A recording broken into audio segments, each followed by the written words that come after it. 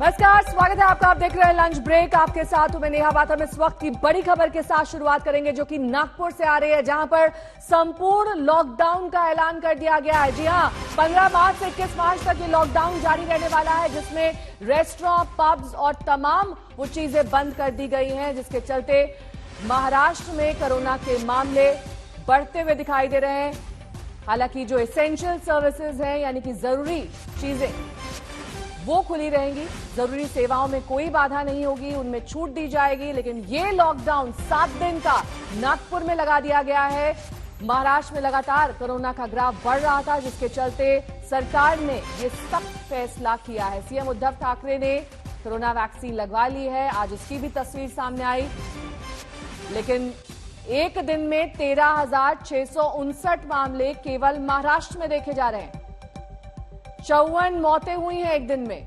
ये आंकड़े डराने वाले, और इसी के चलते ये सख्त फैसला नागपुर के लिए लिया गया है। राज्य में एक्टिव केसेस की संख्या 99,008 तक पहुंच गई है। पहले भी ये कहा जा रहा था कि कई ऐसी जगह हैं जहां पर महाराष्ट्र में लॉकडाउन लगाया जा सकता है।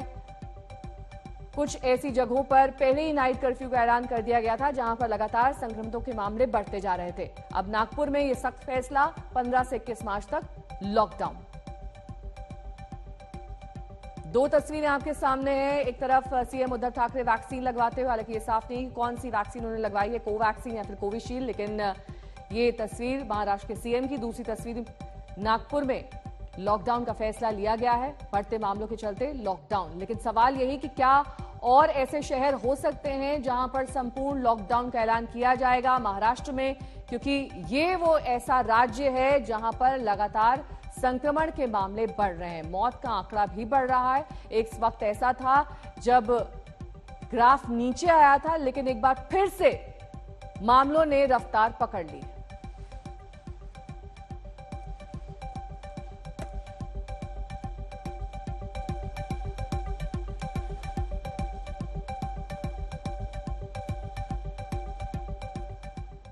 और अब देखिए सीसीटीवी में कैद ममता पर हमले का सच।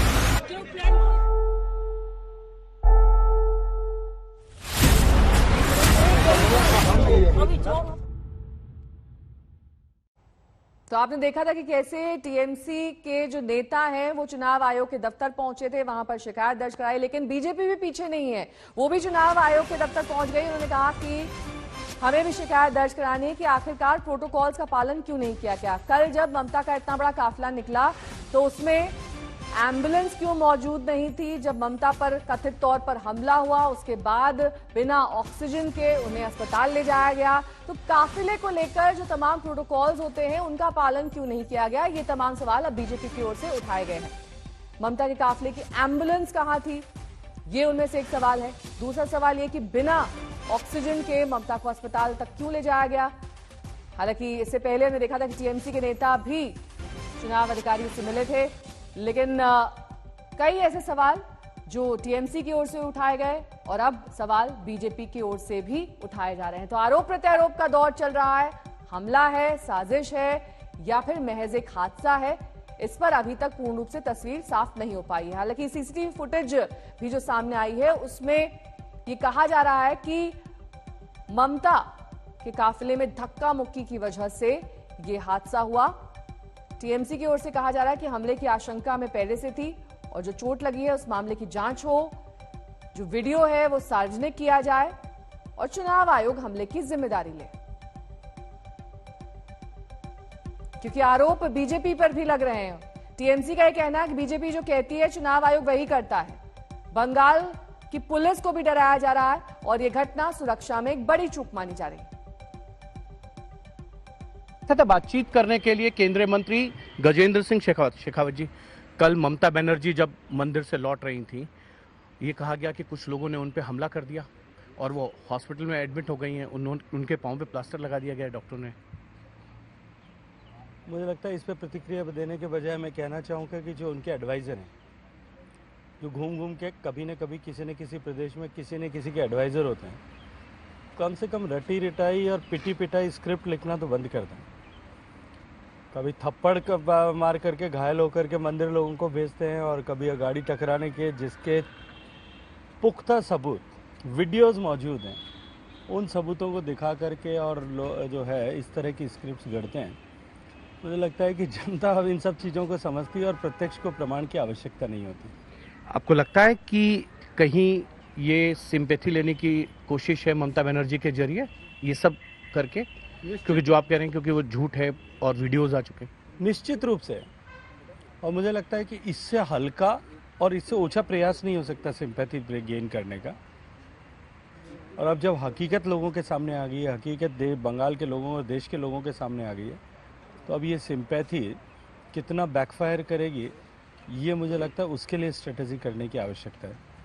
मैंने आज से 20 दिन पहले बंगाल प्रवास के समय में सभी के सामने ये बात कही थी कि अभी मंदिर यात्रा शुरू होगी, उसके बाद में इमोशनल कार्ड खेले जाएंगे, अपने आप को बंगाल की बेटी बताया जाएगा, और उसके बाद में मुझे लगता है कि थोड़े दिन में जय श्री राम के नारे लगाते हुए वीडियो आप सब लोग देखेंगे। तो आखिर नंदीग्राम में हुई इस घटना का सच क्या है? ममता बनर्जी को कैसे चोट लगी? आखिर अचानक क्या कुछ हुआ जिससे प्रचार करते करते बंगाल की मुख्यमंत्री कराने लगी? नंदीग्राम में जब ममता चुनाव प्रचार कर रही थी, ठीक उसी वक्त एक वीडियो सामने आया है जिसमें ममता कार के गेट पर खड़ी दिखाई दे रही।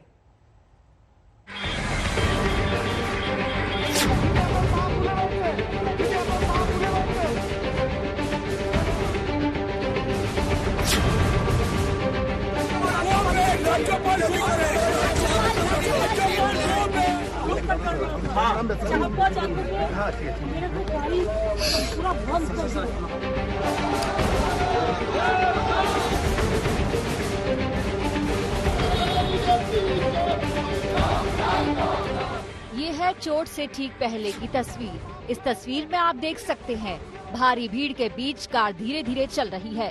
कार का गेट खुला है। ममता बनर्जी कार के गेट पर खड़ी हैं। कार्यकर्ता नारे लगा रहे हैं। भारी शोर शराबे में ममता बनर्जी लोगों का अभिवादन स्वीकार कर रही हैं। बस इसके कुछ ही देर बाद ममता बनर्जी को चोट लगी। दर्द से करहाते हुए ममता बनर्जी ने खुद चोट के बारे में बताया। 4-5 आदमी ने मैं गाड़ी को इधर में खड़ा होकर कर रहा था। 4-5 आदमी ने मेरे को गाड़ी पूरा बंद कर दिया और पूरा चोट हो गया। देखो कितना पुल। कहाँ आपको चोट लगी है दीदी? ओके कलकत्ता वापस जाएंगे। अभी बहुत दर्द हो रहा है। ममता तो साजिश बता रही है, लेकिन सवाल ये है कि आखिरकार हुआ क्या? क्या किसी ने साजिशन ममता बनर्जी को धक्का दिया? कुछ चश्मदीद भी ममता के आरोपों की तस्दीक कर रही हैं। उनका कहना है कि ममता कार के गेट पर खड़ी थी, तभी 4-5 लोगों ने धक्का दे दिया। चश्मदीदों के मुताबिक उस वक्त सुरक्षा कर्मी भी दूर थे। देखा तो दीदी आने से पहले ही यहाँ पे बहुत सारे आदमी वेट करता था। और जब दीदी आई तो सामने से कुछ पब्लिक दरजा पे ये धक्का दिया था और दीदी पाए पे चोट लग गया। पुलिस यहाँ पे मौजूद पुलिस थी? कुछ दूर पे ही खड़ा थी सामने। लोकल पुलिस एकदम पास में नहीं था, कुछ दूर पे ही। कुछ चश्मदीदों का कुछ और ही कहना है। ये इन खम्बों को चोट की वजह बता रही हैं। उनके मुताबिक इन्हीं खम्बों से कार का गेट टकरा गया, जिससे ममता बनर्जी को चोटें आई। करके ऐसे करके जा रहा था मिनिस्टर, तो वो क्या हुआ, दरवाजा तो आधा खोला है और आधा बॉडी ऐसे करके नमस्ते कर रहा है सबको। तो ऐसे करते करते अचानक वो वहाँ एक खंबा लगा हुआ, तो हो सकता है ड्राइवर उसको देखा नहीं, जो खंबा सामने है, तो वो खंबा में दरवाजा लग के एक पैर ऐसे करके है, वो दरवाजा लगा, बंद हुआ, पैर में चोट लगा, लेकिन कोई धक्का धक्की ऐसे कुछ देखा नहीं। कुछ यहाँ पे कुछ मारपीट वगैरह कुछ किसी कुछ नहीं हुआ, कुछ नहीं हुआ। ऐसी पब्लिक देखने के लिए तो भीड़ हो गई होगा। अब सवाल ये है कि सच क्या है? सीसीटीवी चोट से ठीक पहले का है। कोई ऐसी तस्वीर या वीडियो सामने नहीं आया जो बता सके कि चोट कैसे लगी। नंदीग्राम से अनुपम मिश्र के साथ आज तक ब्यूरो। आशा संवाददाता अनुपम मिश्र नंदीग्राम में उसी जगह पर पहुंचे जहां ममता को कथित तौर पर चोट लगी। उनकी रिपोर्ट देखिए। नंदीग्राम के बिरुलिया बाजार में कल शाम ममता बनर्जी के साथ जो घटना हुई वो किस तरह से घटी हुई होगी हम दिखाने की कोशिश कर रहे हैं। ममता का काफिला इसी तरफ से गुजर रहा था और ठीक इस जगह पर जब आती हैं ममता बनर्जी तो ऐसे वो दरवाजा खोल लेती हैं और उनका एक हिस्सा बाहर की ओर होता है और दरवाजा खुला रहता है, पांव बाहर रहता है और अचानक ठीक इसी जगह पे यहाँ पे जो पोल है ठीक इसी जगह पे ये घटना होती है। अब ये पोल से टकराकर वापस ममता के पांव पे लगा है, उनके हाथ में लगा है या फिर भीड़ की वजह से लगा है ये साफ नहीं है, लेकिन आपको बता दें कि उस वक्त भीड़ भी थी। दो तरह के बयान सामने आ रहे हैं। एक बयान के मुताबिक ये जो पोल है इससे दरवाजा टकराया है और ममता को चोट लगी है। दूसरा जो बयान है कि भीड़ की वजह से दरवाजा टकरा गया है और ममता को चोट लगी है। कैमरामैन तापस बायरी के साथ अनुपम मिश्र, आज तक, नंदीग्राम। ममता को चोट क्या लगी? बंगाल में सियासत शुरू हो गई। नंदीग्राम से लेकर कई शहरों में टीएमसी कार्यकर्ता सड़क पर उतर आए।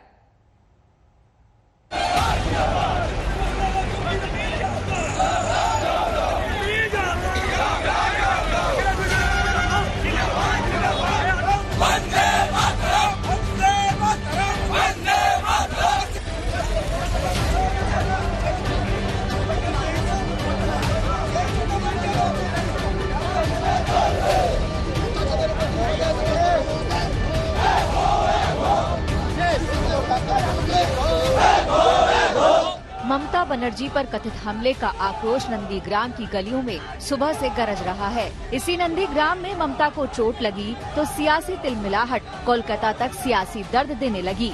सुबह सुबह दोनों दलों के लोग सड़कों पर उतर आए तो शोर शराबा धीरे धीरे नारेबाजी और टकराव की शक्ल लेने लगा।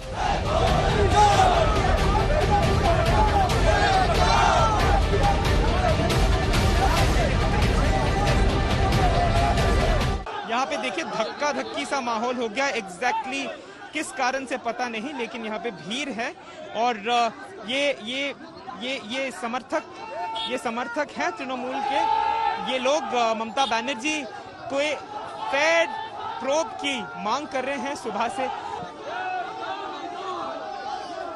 देखिए ये लोग यहाँ पे हैं कुछ लोगों के साथ। यहाँ पे दूसरे ये आप कहाँ से हो? उत्तम है। ये यहाँ पे क्या हो गया?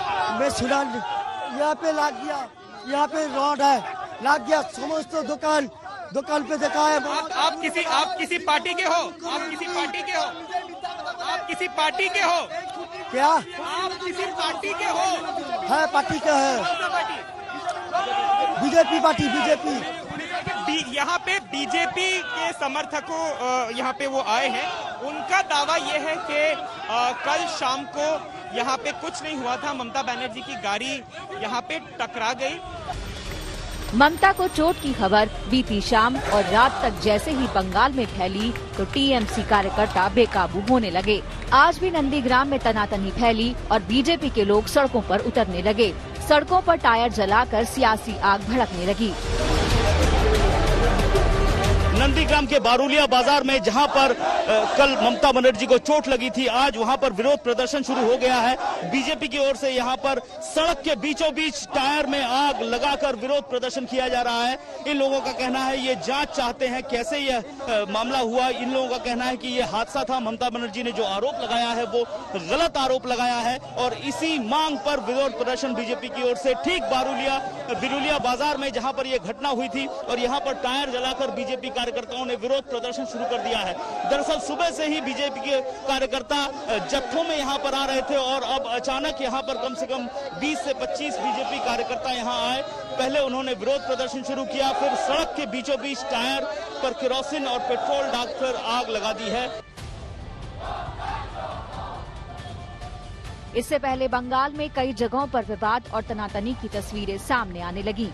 उत्तर 24 परगना में टीएमसी कार्यकर्ताओं ने सड़क जाम करके कोलकाता तक गुस्से का संदेश भेज दिया।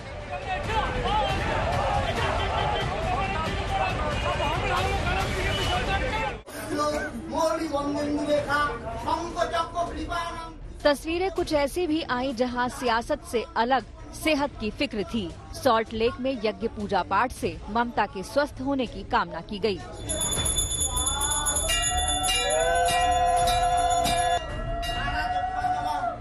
नंदीग्राम से अनुपम मिश्र और सूरग्नि रॉय के साथ चित्रा त्रिपाठी, कोलकाता, आज तक।